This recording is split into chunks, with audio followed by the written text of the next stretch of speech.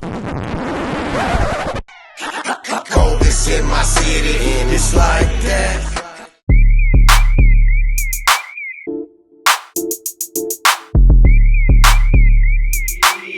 Each Trizzle made a slap, they gon' keep spinning.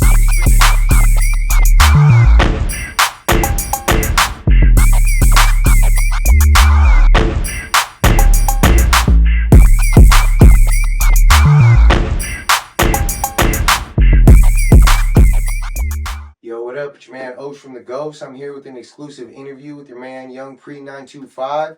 We're here to get into it today, get to know a little bit about my man, get him out there to the world to you guys. So first things first, have my man introduce himself real quick.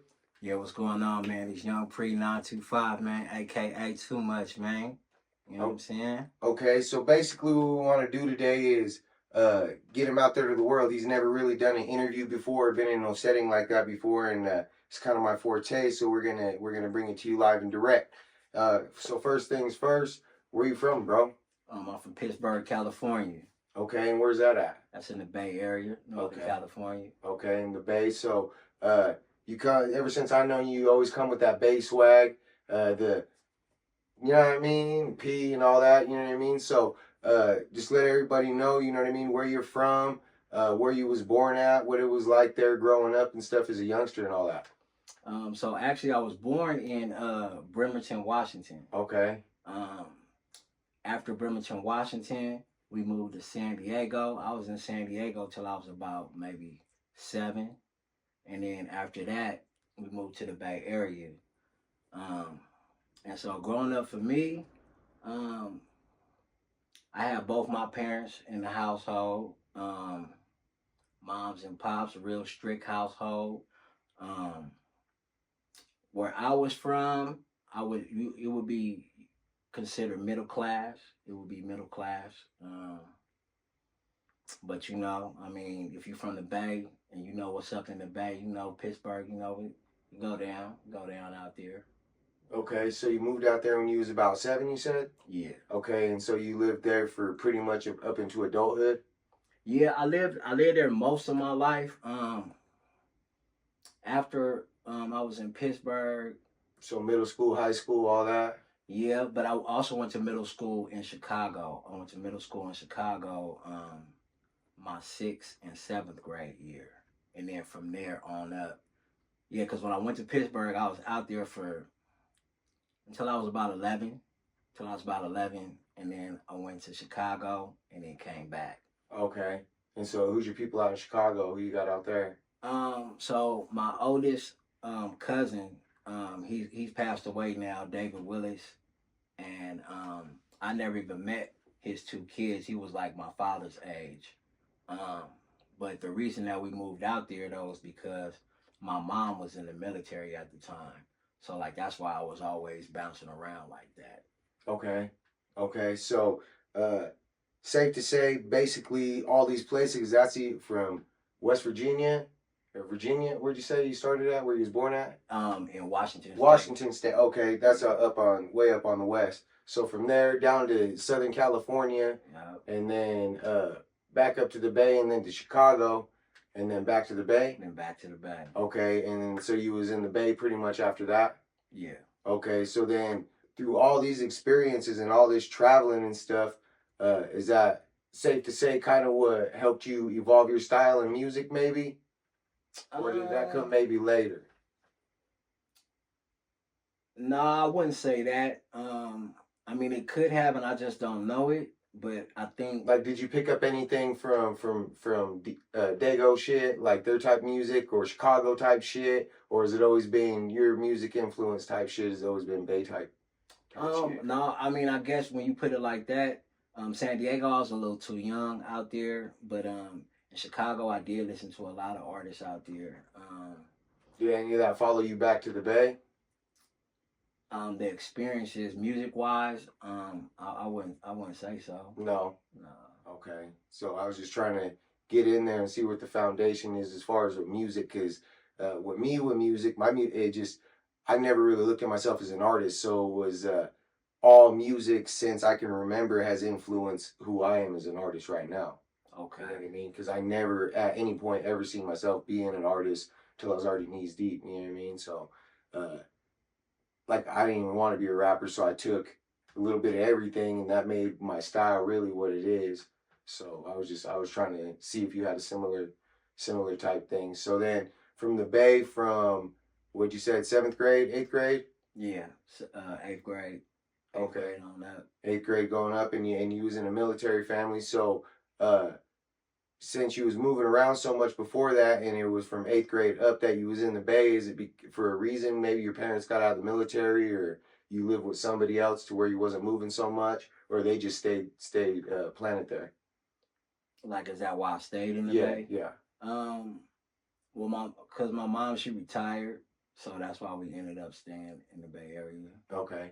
And y'all have family out there? Is there a reason why? Nah. We don't have any family out there. I think it's because she bought a home. Okay. And, you know, it's expensive out there, so they put so much money into it. You know, I don't think they wanted to move or leave. Yeah, no, that makes sense for real, for real. So, from middle school up, what was it like out there growing up for you? What kind of people was you around? What kind of activities was you into? Was you a school kid? Was you a street kid? Was you both? So I was always good in school. I kind of dropped out in the 10th grade. I ended up going back to school and getting my high school diploma. But I mean, I was into all type of shit. You know, all type of shit. The people that I was around was in the streets. So when I was young, when I was really young, like 8th grade, even up to my freshman year, I was more into sports and shit, but I was like, you know, fucking with bitches and, you know, smoking weed and all that type of Normal shit. teenage shit. Yeah, but like when I got to like around 11th and 12th grade, that's when, you know, niggas start carrying guns and having issues and Hopped off the porch, what they say. yeah. Okay. All right, so hopped off the porch, 11th, 12th grade-ish, start getting into street shit. What type of shit was you, I mean, you ain't got to expose yourself at all, but anything you want to talk about. Getting into just a lot of issues. Street beef type shit? You could say that. Okay. You could say that. At first, I never really sold drugs. That was like for a short period of time when I was older. Short-lived, that was never really your thing. Yeah, I wasn't really a drug dealer or nothing like that. We used to rob motherfuckers. You know what I'm saying? And, you know, some of that shit turned out bad. Some of that shit turned out real bad. Right. You know what I mean? Right. But, yeah, that was my thing, really. And bitches. You know, bitches always been my thing. Okay. Okay, so I know you rap about that shit a lot in your music. Maybe what's some lyrics that you've drawn from in real life, or some real life experiences that you've put to pen and paper and put it on a beat? Anything you hear about a bitch, anything you hear me rapping about a bitch, that's really me, man. You know what I mean? Some of the shit that I done rapped about, man, I can't even think of right now. Shit, all that shit, man. You know, she on Pornhub, OnlyFans, Cam Soda and Chatterbait, X and Double X running up these checks and she be busting dates. You know, I'm scraping the plate. You know what I'm saying? Okay. All that, man. You know. Okay. So basically, most your shit's about breaking bitches for money, and through everything that I've noticed, everything I've heard. That's most what I've gotten from your music. Is it just because that's your image through music, or is that because that's just something that you know to rap about, so it just comes easier that way? Because my style is a little bit more really who I am, just a little bit more animated. You know, throw a little bit of extras on it.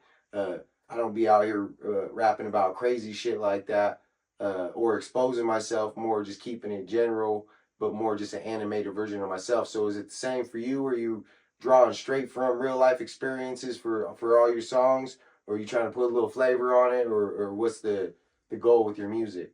Nah, it's they all real life experiences. You know, I done put a lot of stuff out there that people know about. You know, when I was young, you know, some shit happened. I ended up catching a case that could have cost me, you know, my entire life. And just not too recently, you know, I just got out of prison on attempted murder case or whatnot. But yeah, all that shit is all shit that I really done did. So like as far as like the pimping and shit, I'm not in the game no more. So, you know, I more or less just rap about shit that I've done, my life experiences. Okay. You know what I mean? Okay, so you're not active in that. You're out here working, man, doing your damn thing, pushing this music thing, rapping about real life experience, but not actively in the streets type shit. Right. Okay. And I'm pushing this clothing line, man. This 1232 Karma, man. You know what I'm saying? Y'all gotta get y'all some of this, man. You know what I'm saying?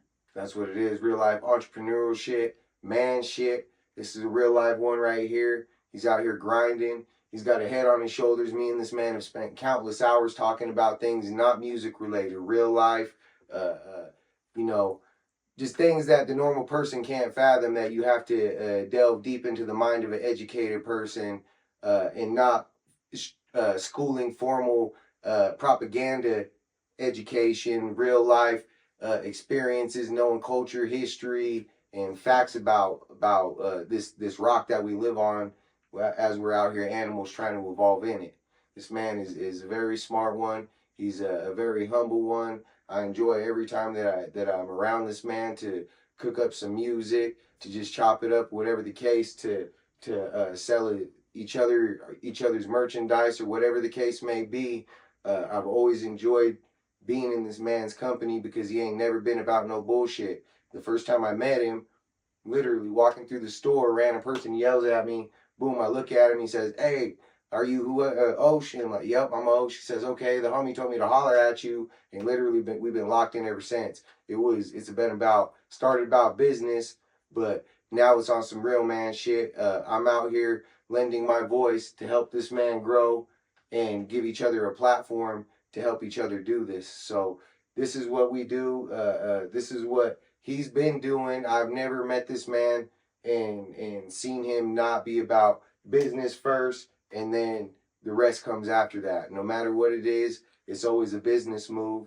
So I know for real, he's in it. So if you want to let him know where to find you, any platforms, streaming platforms, any of that. Yeah, man. Y'all can find me at www.youngpre925.com. You know, I got shit on there that's not on YouTube, Spotify, and all that other shit, but I'm on all social media platforms and on all streaming services. That's where you can find me at YoungPre925. So I know for a fact you can find him on YouTube, Apple, Spotify, all that.